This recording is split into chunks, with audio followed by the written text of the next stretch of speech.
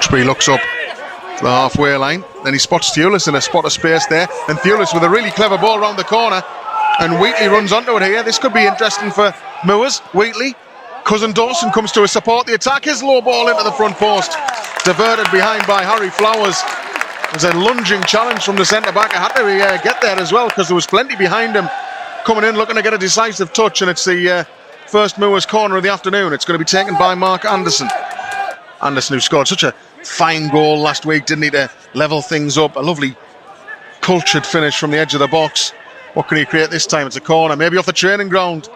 It's not come off though, and suddenly now Telford are able to break downfield with Green on the halfway line. Bodies sprinting up to try and support Green. This is a real problem for Spennymoor here. Ramshaw trying to get back. Green still has it. He goes in field looking for a shooting position. But his strike is straight down the throat of Max Metcalf, who gratefully pounces on that one. Well, from one end of the field to the other, it was something that obviously Moors had worked on the training ground.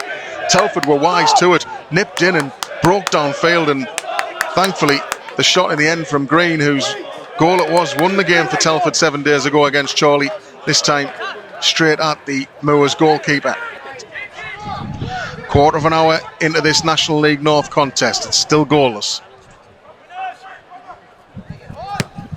Driven long up towards the edge of the box. Blissett and Curtis doing battle. It might fall back for Blissett, but his volley is always going well wide of the target on this occasion. He didn't get hold of it at all on his left foot there, the striker. 20 minutes gone. It's goalless here between Spennymoor and AFC Telford. Tate now. Long diagonal here towards Ayibo on the far side. It's cleared away. Collected by Anderson. Anderson tries to switch play. What a ball that is for Ramshaw. Ramshaw's touch is decent, but the goalkeeper quickly out to smother.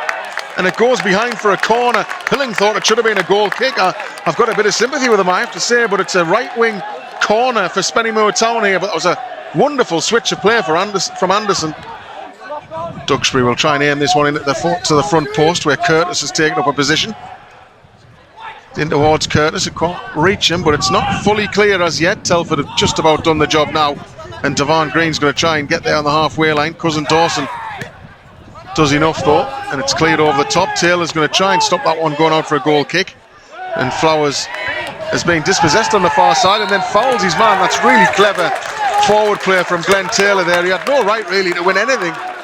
It looked it was under control with Flowers in possession, but he went across and bullied his way into possession and won a free kick. Excellent stuff from Taylor, and it's given another opportunity to Spennymoor to put the ball into the box. Anderson stands hands on hips ready to deliver.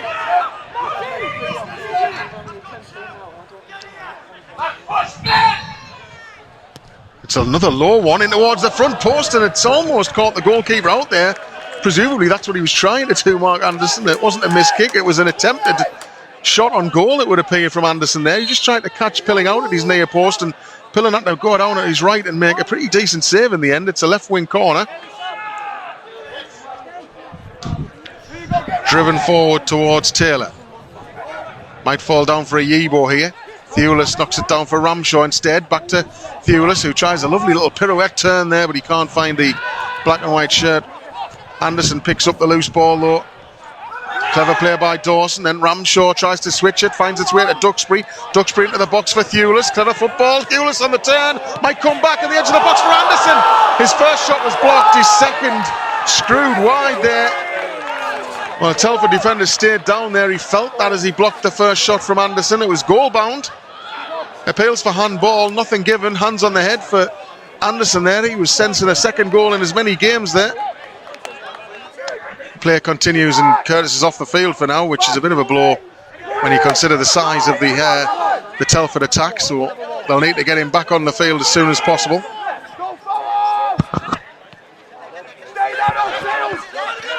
Here's Piggott now, right hand side for McClintock.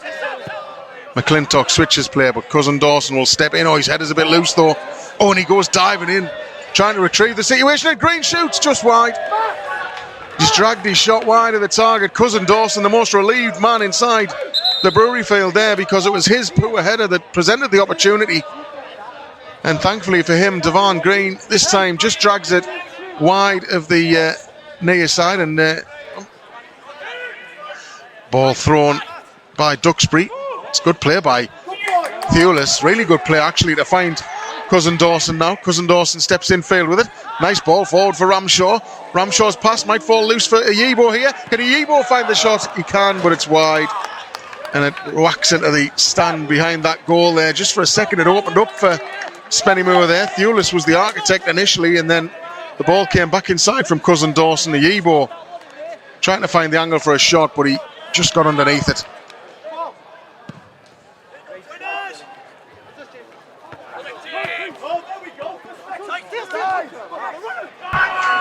So, ball played forward here now. Thewlis right hand side.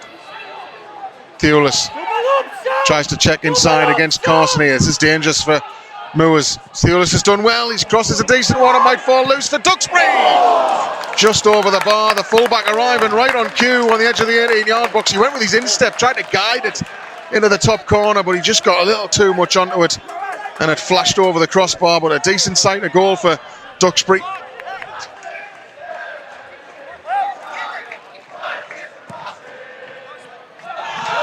Ball forward towards Taylor. Flicked on. Good little ball there as well for Ramshaw, who's done well to take it in his stride. And he tries to dribble around his man. There's a slip there in the box from the defender as well. And it's back with Ayibo now. Left corner of the 18-yard box. Ayibo drives it near post, but it's claimed by the goalkeeper down to his right. He didn't get hold of all of that, I don't think, Judy Ayibo.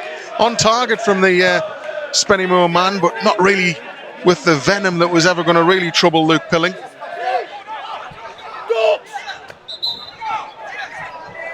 Piggott drifts it forward towards the edge of the box. It's headed across goal, and just beyond the far post there, it was Nathan Blissett, and for the first time this afternoon he's caused a real problem there, and he got his head to the ball at the back post and flighted his header back across goal, and nobody in red could apply the finishing touch, and it dropped just wide of the far post, and Max Metcalf relieved there to see it go wide.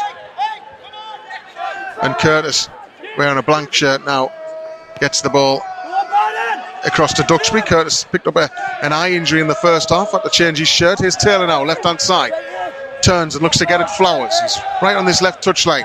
Taylor, he tries to shoot there. He just trying to maybe catch the goalkeeper off guard. A typically impudent effort from the front man there. It was a wide position. He shaped as if he was going to whip a cross in, and then just at the last minute closed his boot on it and whipped it towards the front post, and Luke Pilling is wise to that one and makes the save.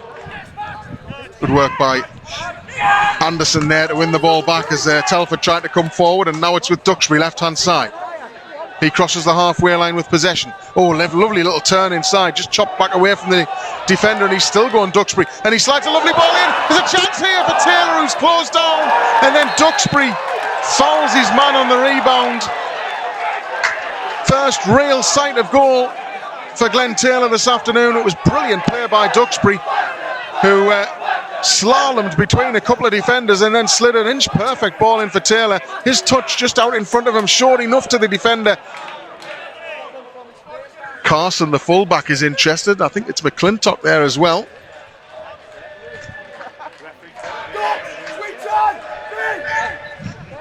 Carson steps back then, left-footed option. His very deliberate paces. I wonder whether that's a ploy to try and take the focus off McClintock, who's also over it. Carson strides up to it and hits a good free kick, and it's in off the post as well. A gorgeous strike by the visiting fullback.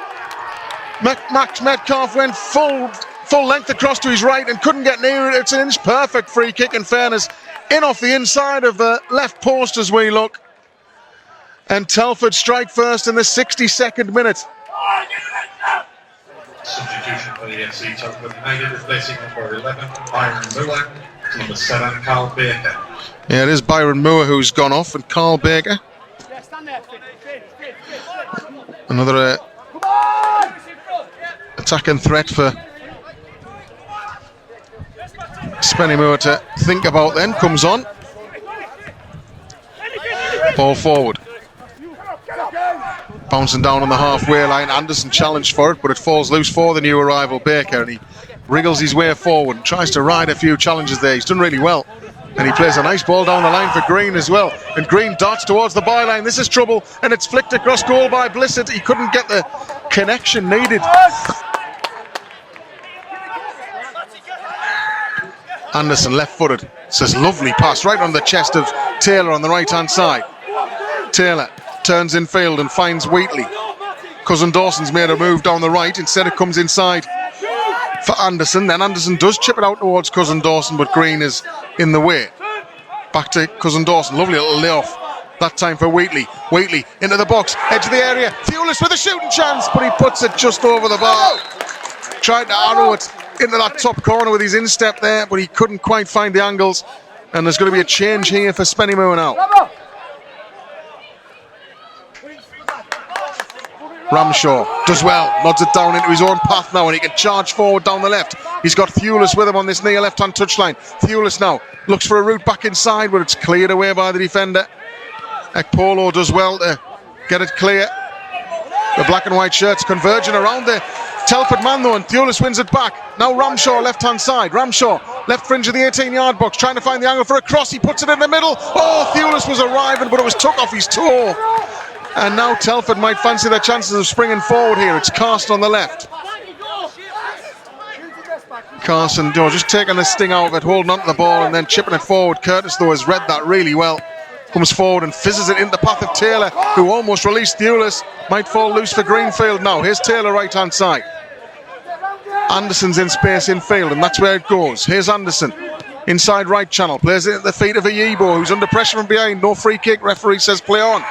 Here's Anderson now, trying to find the ball into Greenfield, 25 yards out. Greenfield takes a touch. Anderson will shoot, and Anderson will score a wonderful goal.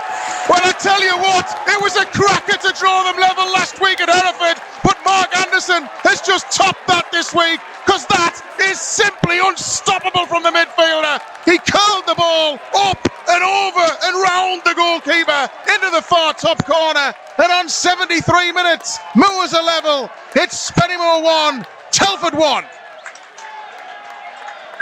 What a strike!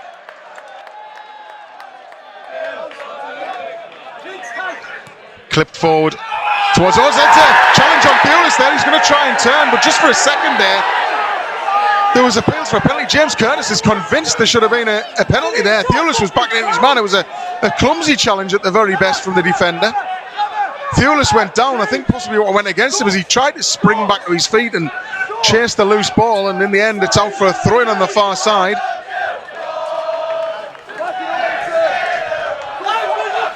Right, now the corner will be taken. Whipped into the front post. Curtis meets it, and he met it really well as well with his head, but he thundered it over the bar. Head in his hands immediately there, and he's looking to the skies as he makes his way back towards the defensive station, because he knows that was a decent chance. It was a well-delivered corner, and he met it on the run there, Curtis.